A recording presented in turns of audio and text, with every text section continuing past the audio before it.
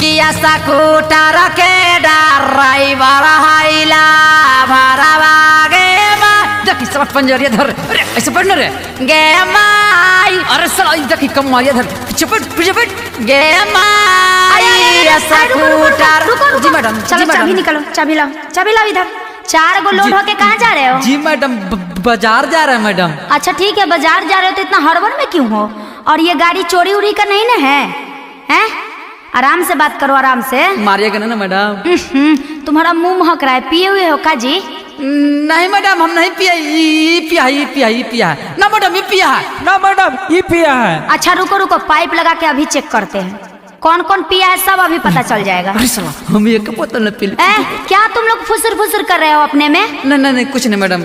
चलो नाम बताओ, चालान काटते हैं। मैडम बहुत गरीब है मैडम बड़ी गरीब है हम मैडम। वो सब नहीं जानते हैं, चालान कटेगा तुम्हारा। मैडम बहुत गरीब है मैडम, बहुत गरीब है, एसी में सोते हैं मैडम। बाहर गरीब एसी में सोते हो? मैडम बर्गर पिज्जा खाते हैं मैडम, बहुत गरीब है, छोड़ दीजिए मैडम। अरे ये कौन सा गरीब है जी, एसी में सोते हो, बर्गर पिज्जा खाते हो? देखिए ना हम अपाची से घूमते हैं, बहुत गरीब है मैडम, गरीब है, छोड़ दीजिए ना प्लीज।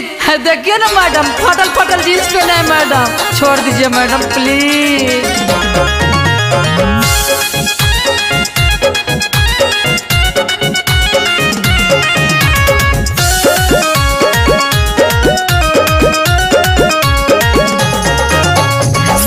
न हेलमेट है, पाँव में जूता, पी के निकल गया रोड पर छोटा।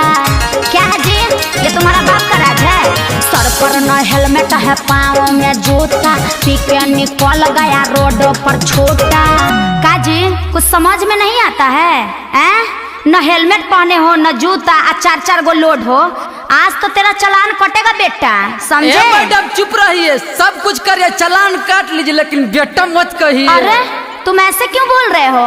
दारू भी पिए हो क्या? रुको मुंह में डाल के चेक करते हैं। आओ इधर आओ। किया इसे मुंह में धारा के थारा मीटर मैडम नाप कीजिए।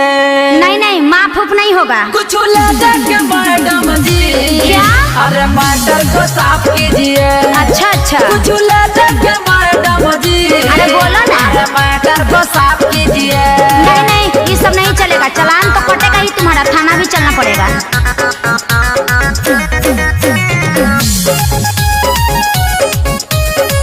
Music by Tinku Tufan।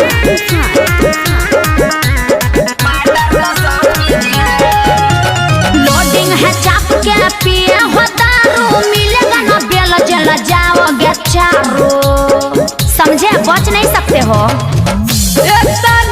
गलती के सजा दे रहे हैं, ऐसा किए हो? हम क्या तेरे बाटे अपने मजा ले रहे हैं। अरे हम क्या मजा ले रहे हैं जी? आपका घोड़ा पकड़ के मांगी माफी, मैडम जी माफ कीजिए। अरे क्या कर रहे हो? पाप चढ़ाओगे क्या? गोर पकड़ रहे हो? चलो दूर रह के बात करो। कुछ ला देंगे मैडम जी। अरे मटर को साफ कीजिए। वो सब नहीं होता है। कुछ ला देंगे मैडम जी। अरे मटर को साफ कीजिए। मैडम क्या है? हमको छोड़ दीजिए, हमको कहीं अर्जेंट जाना है मैडम प्लीज। अर्जेंट अपरजेंट हम सब नहीं जानते हैं, चालान कटेगा तो कटेगा।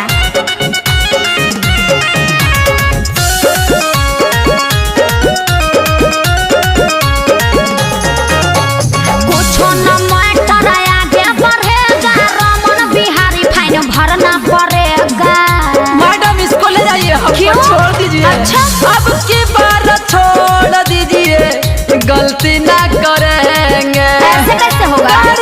दुपहिया पर 4 गो ना चढ़ेंगे। अरे सब यही कहता है। टिंकू बिला डर के जाने दीजिए घर। हम नहीं जानते हैं वो सब। आई से ना गप कीजिए। अच्छा बेटा तुमको गप नजर आ रहा है, एक गलती की हो, अब तो तुम जरूर थाना जाओगे। कुछ ला देंगे मैडम जी। का है? अरे मटर को साफ कीजिए।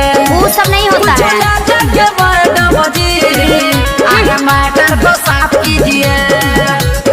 ये मैडम ये कुछ पैसा लीजिए, हम लोग को जाने दीजिए, कोई देख रहा है। अच्छा ठीक है, हम तो नहीं ले सकते, यहाँ कैमरा लगा हुआ है। साहब के पास जाओ और चुपचाप दे दो और निकलो यहाँ से, जल्दी निकलो।